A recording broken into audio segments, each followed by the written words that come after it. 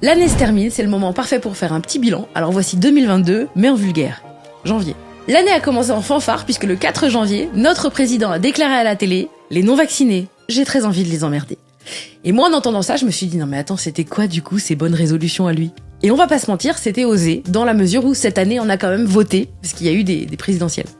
Non, je vous le dis parce que moi j'avais oublié qu'on avait fait ça, donc... Et alors vous devinerez jamais qui a gagné. Non mais vous savez quoi, je vous le dis pas, voilà. Ça, je vous spoile pas. Donc, quand il a prononcé cette phrase, Macron, il était candidat, mais il avait pas encore fait son coming out de « je rempile ». Et nous, sympa, on en a fait des caisses genre « oh non, il sait pas ». Vous savez, un peu mal joué comme dans les séries des années 90. Et Macron, il s'est cru dans les feux de l'amour, vous savez, quand il laisse une longue pause avant de répondre. « Mais vas-tu te présenter, Emmanuel ?» Je pense que...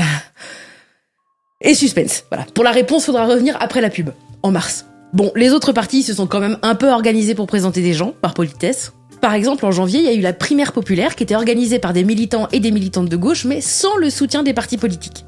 En fait, c'est comme si vous organisiez une élection des délégués de classe, mais pas dans le cadre de l'école, quoi. C'était une primaire en freelance. En gros, tu votais pour ton meilleur copain de gauche, quoi. Kikou, petit sondage mes puces, choisissez votre préféré parmi les 7 personnes de gauche qui restent encore.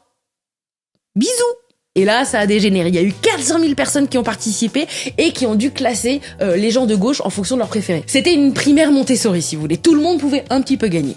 Alors, le top 3, c'était en 3e position, médaille en chocolat, Jean-Luc Mélenchon. 2e, couronne de fleurs, Yannick Jadot. Et 1re, Anisha. Non, pardon, j'ai confondu avec la Star Academy. Et c'était en novembre en plus. Non, c'est Taubira qui a gagné la course des meilleurs copains de gauche. Et ça tombait hyper bien parce que le 15 janvier, elle avait annoncé sa candidature officielle.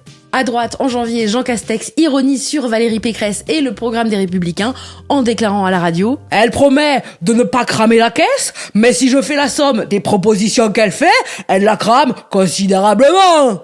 Alors Pécresse crame considérablement la caisse, c'est vrai, on dirait du slam, mais c'est juste Castex qui était un peu devin, parce que effectivement, elle a bien cramé la caisse. Et le chat dans la caisse, et l'appart autour. Et l'immeuble qui contenait cet appart, et le pâté de maison entier, et le département, et en fait toute la... Bon allez.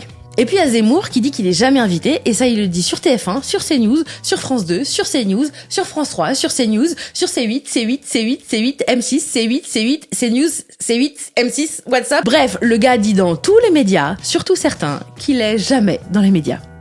En janvier, il est condamné pour provocation à la haine et injure raciale et Jordan Bardella, le numéro 2 de Marine Le Pen, l'accuse de payer des élus pour les rallier à sa cause. Donc en gros, si vous voulez, l'extrême droite accuse l'extrême droite de faire des trucs d'extrême droite. En parlant de droite, l'Oxfam nous apprend que les 5 familles les plus riches de France ont doublé leurs revenus pendant la pandémie. Ouh ! Et que d'ailleurs, elles possèdent ce que 40% de la population des plus pauvres possèdent. Alors moi, je m'y connais pas bien, hein, mais je pense qu'on a fait des révolutions pour moins que ça. Mais il y avait pas Instagram.